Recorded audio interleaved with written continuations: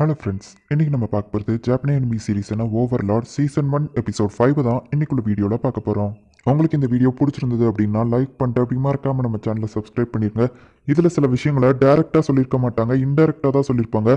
ஒருவேளை அது உங்களுக்கு இப்போதைக்கு புரியலை அப்படின்னாலும் போக போக புரிய ஆரம்பிக்கும். ஸோ பொறுமையாக வாட்ச் பண்ணுங்க. சரி, வாங்க நம்ம இன்னைக்குள்ள கதைக்குள்ளே போக ஆரம்பிக்கலாம். இன்னைக்கு நம்ம பார்க்க போகிறது ஓவர்லார்ட் சீசன் 1 எபிசோட் 5. நாஸ்ரிக்கில் எந்த பிளேயர்ஸும் கிடைக்கல, அதனால ஷெல்டியர் வந்துட்டு உட்லாண்ட் வரைக்கும் போய் தேடலாம் அப்படின்னு சொல்லி நினைக்கிறா.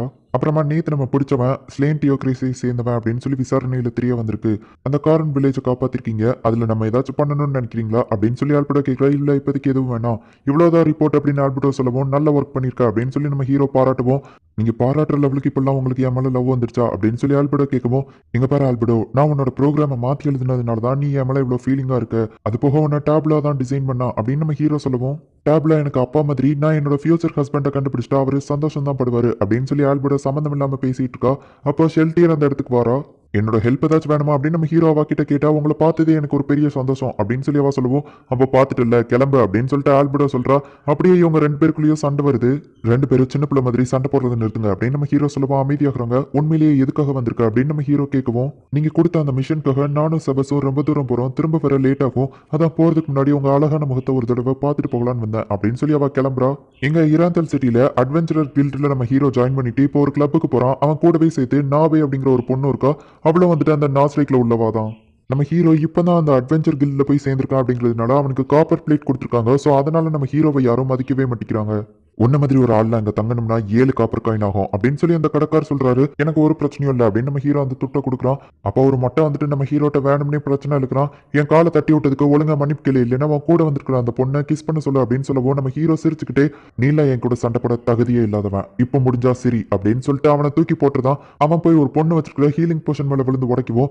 ஏன் அப்படி பண்ண, நான் ராத்திரி பகலா தூங்காம கஷ்டப்பட்டு உழைச்சதை வாங்கினேன் அப்படின்னு சொல்லுவான். இவனுங்க தான் காரணம், இவனுங்கிட்ட காசை வாங்கிக்கோ அப்படின்னு நம்ம ஹீரோ சொல்றான். இவனுங்க முறக்கட்டையெல்லாம் பார்த்தா காசு வச்சிருக்கவன் மாதிரியே தெரியுது.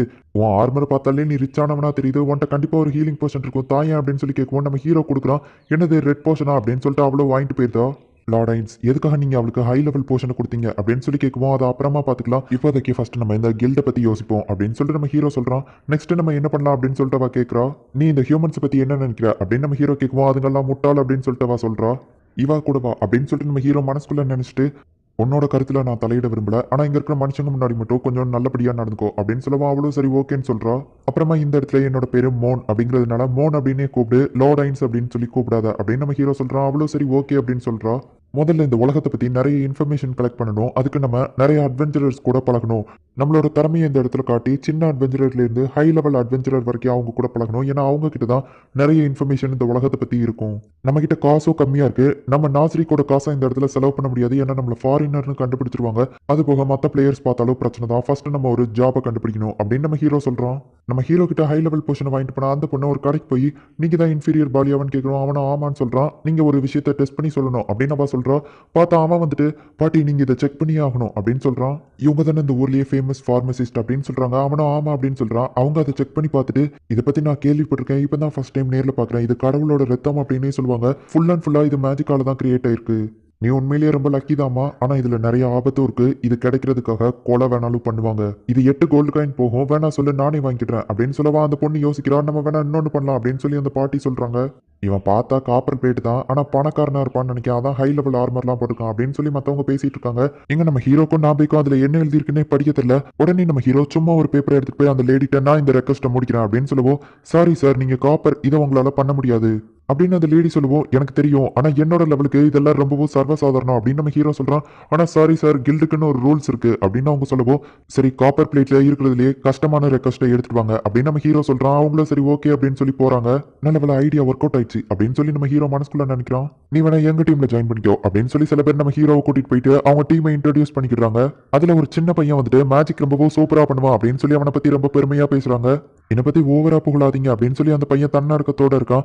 பாலியாடுக்கு அடுத்ததா இவன் தான் அந்த ஊர்லயே 2வது ஹை லெவல் மேஜிக் யூசர் அப்படின்னு சொல்லி அவங்க சொல்றாங்க.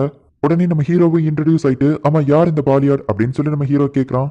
பாலியாடு உங்களுக்கு தெரியல அப்படின்னா நீங்க கண்டிப்பா வெளியூர்னு தான் நினைக்கிறேன். எந்த ஒரு மேஜிக் ஐட்டமா இருந்தாலும் அதை பத்தி அவன் பிராக்டிஸே பண்ணலைன்னா கூட அதை அசால்ட்டா அவன் யூஸ் பண்ணுவான் அப்படின்னு சொல்லி அவங்க சொல்றாங்க. சரி எங்க கில்ட்ல நாங்க எல்லாரும் மான்ஸ்டர் போய் கொல்ல போறோம் அப்படின்னு சொல்லவும் எதுக்காக அப்படின்னு சொல்லி நம்ம ஹீரோ கேட்கறோம். ஏன்னா நம்ம மான்ஸ்டர் கொண்டோம் அப்படின்னா அட்வென்ச்சரர் கில்டுக்கு அவங்க காசு கொடுப்பாங்க, அந்த அட்வென்ச்சரர் கில்டு நமக்கு காசு கொடுப்பாங்க அப்படின்னு சொல்லி அவன் சொல்றான். அது போக மக்களுக்குமே வந்து சேஃப்டியா தான் இருக்கும் மான்ஸ்டர் கொண்டோம் அப்படின்னு சொல்லவும் எல்லாரும் ஆமா அப்படின்னு சொல்றாங்க. மக்களுக்கும் நல்லது நமக்கும் நல்லது, நீங்களும் எங்க கூட வரீங்களா அப்படின்னு சொல்லி நம்ம ஹீரோவை பத்தி கேட்கவும் அவனும் ஓகே, அதுக்கு முன்னாடி நீங்க என் ஃபேஸை பார்க்கணும் அப்படின்னு சொல்லிட்டு நம்ம ஹீரோ அவன் ஃபேஸை காட்டுறான். உங்க ஃபேஸை பார்த்தாலே தெரியுது நீங்க ஃபாரினர் தான் சொல்லி அப்படின்னு அவன் சொல்றான். நல்ல வேலை இந்த இல்யூஷன் அவனுங்க நம்பிட்டானுங்க அப்படின்னு நம்ம ஹீரோ மனசுக்குள்ள நினைக்கிறான். அப்போ அந்த டீம்ல இருக்கிற ஒருத்தன் நம்ம கிட்ட ப்ரப்போஸ் பண்றான். உடனே அந்த நான் போய் வந்துட்டு நீ இப்படியே பேசிட்டு இருந்தா உன் நாக்கு எடுத்துவான் கையிலேயே கொடுத்துருவான் அப்படின்னு சொல்லவும் நீ இப்படிதான் உன்னோட லவ் காட்டுவியா அப்படின்னு சொல்லி காமெடியா பேசிட்டு இருக்கான். உடனே அவனை அடிச்சு அந்த டீம் லீடர் வந்து மன்னிப்பு கேட்கறான். இப்போ இவங்க எல்லாரும் கிளம்பும் போது பார்த்தா சார் மோமன் உங்களை ஒருத்தர் பர்டிகுலர் ரெக்வஸ்ட்காக கூப்பிட்டுருக்காரு அப்படின்னு சொல்லவும் யார் அது அப்படின்னு நம்ம ஹீரோ கேட்கறான். உடனே நான் போய் அட்டாக் பண்ண ரெடி ஆகவும் நீயே விட்டா நம்மள யாருன்னு காட்டி கொடுத்துருவோம் போலியே அப்படின்னு சொல்லி நம்ம ஹீரோ அவளை அமைதியா இருக்க சொல்றான். பார்த்தா அந்த ஊர்லயே நம்பர் 1 மேஜிக் யூஸரா இருக்கிற பேலியாட் நம்ம ஹீரோவை ரெக்வஸ்ட்க்கு கூப்பிடுறான். சாரி நான் ஆல்ரெடி வேற ஒரு டீம்ல ஜாயின் பண்ணிட்டேன் அப்படின்னு நம்ம ஹீரோ சொல்லவும் இது எவ்வளவு பெரிய விஷயம் தெரியுமா, நீ அசால்ட்டா வேண்டான்னு சொல்ற, எங்களுக்காக இதை பண்ண அப்படின்னு சொல்லிட்டு அந்த டீம் லீடர் சொல்றான். முதல்ல என்ன ரெக்வஸ்ட்னு நான் கேட்டுக்கிறேன் அப்படின்னு சொல்லி நம்ம ஹீரோ இப்போ கேட்கறான். காட்டுக்குள்ள நான் மருந்துக்காக செடி எடுக்க போறேன், நீங்க எனக்கு ப்ரொடெக்ஷன் தரணும் அப்படின்னு சொல்லிட்டு அந்த வேலையாடுங்கிறவ சொல்றான். சரி இதுல எனக்கு எந்த பிரச்சனையும் இல்லை, ஆனா என்னோட இன்னொரு டீம் மெம்பர்ஸும் உங்க கூட வருவாங்க அப்படின்னு நம்ம ஹீரோ சொல்றான். அவங்களுமே வந்துட்டு வர்றதுல விருப்பமா தான் இருக்காங்க, நாங்களும் வரோம் அப்படின்னு தான் சொல்றாங்க, எனக்கும் எந்த பிரச்சனையும் இல்லை அப்படின்னு சொல்லிட்டு அந்த வேலையாட சொல்றான். ஆமா எதுக்காக என்ன பர்டிகுலரா கேட்டீங்க, ஏன்னா நான் இந்த ஊருக்கு வந்து ஒரு நாள் தான் ஆகுது, என்னை பத்தி எப்படி தெரியும் அப்படின்னு கேட்கவும் அந்த வேலையாடு வந்துட்டு கொஞ்சம் லைட்டா அமைதியா இருந்துட்டு ஒன்றும் இல்லை நேற்று நீங்கள் பாரில் சண்டை போட்டதை பற்றி நான் கேள்விப்பட்டேன், பலசாலியான அட்வென்ச்சரையே அசால்ட்டாக அடிச்சுன்னு ஒரு கீட்டிங்க, அதனால தான், அது போக நீங்கள் ஜஸ்ட் காப்பர் தான், ஸோ உங்களுக்கு கம்மியாக பே பண்ணால் போதும் அப்படின்னு சொல்லி அவன் சொல்கிறான். உங்களோட ரீசன் ஏற்றுக்கிற மாதிரி தான் இருக்குது, சரி நான் வரேன் அப்படின்னு நம்ம ஹீரோ சொல்கிறான். ஆனாலுமே இதில் ஏதோ ஒரு விஷயம் சந்தேகமாக இருக்குது அப்படின்னு சொல்லி நம்ம ஹீரோ மனசுக்குள்ள நினைக்கிறான். அதே சிட்டி ரேந்தேல இருக்கிற ஒரு சர்ச் மாதிரியான இடத்துக்கு ஒரு பொண்ணு போகிறா, ஒரு சீக்ரெட் வழி இருக்கு, அதை இப்போ அவ திறந்து நான் வந்துகிட்டு இருக்கேன் அப்படின்னு சொல்லிட்டு இப்போ அவ அதுக்குள்ளே போகிறா. யோ கிழவா காஞ்சே எங்க இருக்க அப்படின்னு சொல்லி கேட்கவும் எத்தனை மட்டும் அப்படி கூப்பிடாதான்னு சொல்லியிருக்கேன் அப்படின்னு சொல்லி ஒரு கிழமை அந்த இடத்துக்கு போறான். நான் காரணம் இல்லாமல்லாம் வரல அப்படின்னு சொல்லிட்டு அவ ஒரு ஜுவல்ல தூக்கி காட்டுறா. ஸ்லெயின் தியோக்ரசி நாட்டில் இருக்கிற அந்த பிரின்சஸ் கிட்ட இருக்கிற அந்த ஜுவல் தானே இது, இந்த மேஜிக்கல் ஐட்டத்தை தொட்டாலே அவங்க இறந்து போயிருவாங்கல்ல சொல்லி நான் கேள்விப்பட்டிருக்கேன், அப்படியே இதை நீ எடுத்துட்டு வந்தாலுமே இதை உன்னால யூஸ் பண்ண முடியாது அப்படின்னு சொல்லி அவர் சொல்றாரு. அது எனக்கு தெரியுமே, அதனால தான் நான் உன்கிட்ட வந்திருக்கேன். இந்த ஊர்ல பேலையாட் அப்படிங்கிற ஒருத்தன் எந்த ஒரு மேஜிக்கல் ஐட்டத்தை வேணாலும் ஈஸியா யூஸ் பண்ணுவான்னு கேள்விப்பட்டிருக்கேன், அவனை நீ கண்டுபிடின்னு சொல்லவும் ஏன் நீ ஒரு பெரிய பிரச்சனையை உண்டாக்க போறியா அப்படின்னு சொல்லி அவர் கேட்குறாரு. நான் உன்னோட ரிச்சுவலில் கலந்துக்கிடுறேன் அப்படின்னு அவ சொல்லவும் அப்படின்னா கண்டிப்பாக நான் என்ன வேணா பண்ணுவேன், அந்த வேலையாட கண்டுபிடிக்கிறேன் அப்படின்னு சொல்லிட்டு அந்த மொட்டை தலையை சொல்கிறான். இந்த இடத்துல இந்த எபிசோட் முடியுது.